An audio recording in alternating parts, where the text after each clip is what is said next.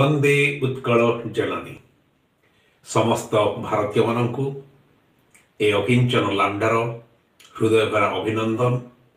ତ ଆଜି ହେଉଛି ଜାନୁଆରୀ 26 ଅର୍ଥାତ୍ ରିପବ୍ଲିକ୍ ଡେ, ମାନେ ଆମର ଗଣତନ୍ତ୍ର ଦିବସ।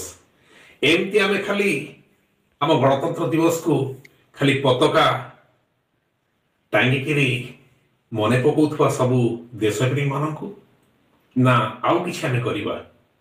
ହଁ ଆଜ୍ଞା, ଆମେ କିଛି କରିପାରିବା। ଦେଶପ୍ରେମୀମାନେ ତ ଆମ ପାଇଁ ବହୁତ କିଛି କରିଛନ୍ତି, କିନ୍ତୁ ଆମେ ଯେଉଁ କର୍ମରେ ଅଛି ସେଇ କର୍ମକୁ ଯଦି ଆମେ ଡେଡିକେଟେଡ୍ ହିସାବରେ କରିବା ତାହେଲେ ମଧ୍ୟ ବହୁତ କିଛି କରିପାରିବା ଦେଶ ପାଇଁ, ସମାଜ ପାଇଁ।